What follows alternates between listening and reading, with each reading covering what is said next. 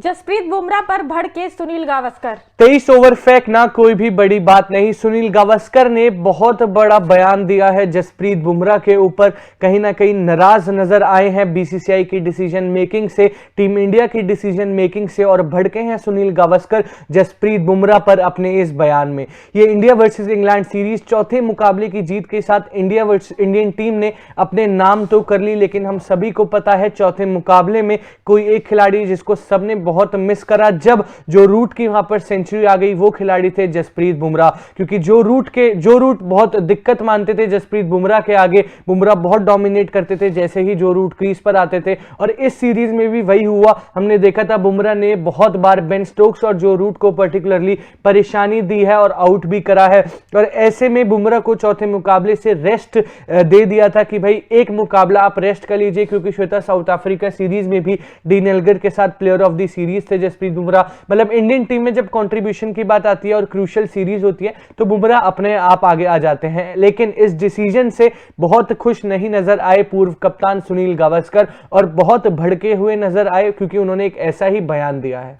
बिल्कुल, जब बुमराह को रेस्ट देने की खबर जो थी वो सामने आई थी तो बहुत लोगों ने मतलब बोला था कि आपको फिर चौथे टेस्ट में ही रेस्ट क्यों देना है, अगर आपको रेस्ट देना ही है तो आप पांचवें टेस्ट में रेस्ट दीजिए। और वैसे भी जब चौथा टेस्ट मतलब शुरू हो रहा था तो हमने देखा कि अच्छा खासा गैप था बीच में, तो इतना ज्यादा वो नहीं था कि आप बुमराह को वहां पे रेस्ट दीजिए।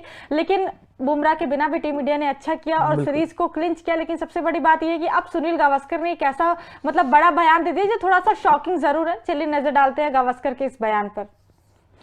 राजकोट में तीसरे टेस्ट की पहली पारी में सिर्फ 15 ओवर और दूसरी पारी में 8 ओवर फेंकने के बावजूद बुमराह को रांची के लिए आराम दिया गया।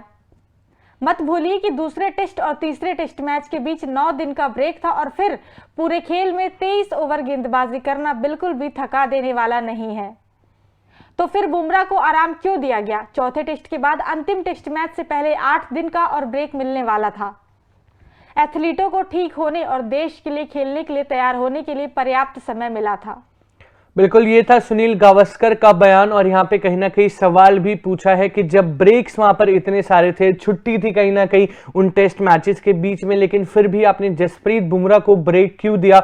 और श्वेता, अगर हम सुनील गावस्कर के इस बयान को थोड़ा सीरियसली नोट करें तो इसमें कुछ ना कुछ पॉइंट्स बहुत बढ़िया है, बहुत इंपॉर्टेंट पॉइंट्स है। और वो ये है कि जब ब्रेक्स थे, रिकवरी का टाइम आपके पास था, तो वो रेस्ट के बहाने से जसप्रीत बुमराह को वहां पर ड्रॉप या फिर रेस्ट क्यों दिया गया, क्यों वापस भेजा गया? क्योंकि अभी तो आप चौथा मुकाबला जीत गए, लेकिन अगर आप वो चौथा मुकाबला हार जाते तो फिर इंग्लैंड की कमबैक की चांसेस बन जाती, क्योंकि पांचवें मुकाबले में फिर प्रेशर और भी ज्यादा होता। धर्मशाला में वो मुकाबला है, वहां पेसर्स डोमिनेट करते हैं, ऐसे में एंडरसन और भी ज्यादा खतरनाक हो जाते। तो ये डिसीजन, तो ये स्टेटमेंट तो कहीं ना कहीं इतनी कुछ खास नहीं लगेगी, क्योंकि चौथे मुकाबला इंडियन टीम ने अपने नाम कर लिया और सीरीज भी जीत गए। लेकिन बाय एनी चांस अगर वो चौथा मुकाबला इंडियन टीम हार जाती, इंग्लैंड कमबैक दिखा देती, तो ये सीरीज फिर किसी भी डायरेक्शन में जा सकती थी। इंग्लैंड की टीम कमबैक भी कर सकती थी, क्योंकि हमने एशेज में इंग्लैंड का कमबैक ही देखा था। बिल्कुल, कहीं ना कहीं कमबैक कर लिया था ऑलमोस्ट। इंग्लैंड की टीम ने जब जो रूट बल्लेबाजी करे थे उनके साथ ओली रॉबिन्सन थे। पहले पारी में इंडिया की गेंदबाजी बहुत ही ज्यादा एवरेज नजर आई,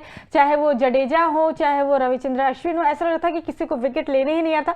वो तो दूसरी इनिंग में गेंदबाज आए अपना तैयार होकर और फिर वो विकेट लेकर गए और इंग्लैंड को 150 रन के अंदर ही ऑल आउट कर दिया। वरना अगर वहां पे विकेट नहीं लेते, उसके बाद से वो ध्रुव जुरैल की पारी जो थी, वो शुभमन गिल की हाफ सेंचुरी वाली जो पारी थी, अगर वो नहीं आई थी तो कहीं ना कहीं इंडिया ने ये मुकाबला ऑलमोस्ट गवा ही दिया था। तो शुक्र करिए कि चलिए इंडिया ने ये मुकाबला जीत लिया, लेकिन अगर हार जाते तो फिर बहुत ज्यादा ठीकरा फूटता मैनेजमेंट के ऊपर और कप्तान के ऊपर कि आखिर भाई आपने क्यों दे दिया उनको रेस्ट, जब ये जो मुकाबला था वो बहुत ज्यादा डिसाइडिंग था कि सीरीज कौन जीतेगा। सीरीज मतलब इंडिया जीत रही है फिर बराबर हो रहा है। बिल्कुल, और वही बात थी कि एक बार सीरीज जीत जाइए, फिर पांचवें मुकाबले में आप बड़े खिलाड़ियों को रेस्ट दे सकते हैं।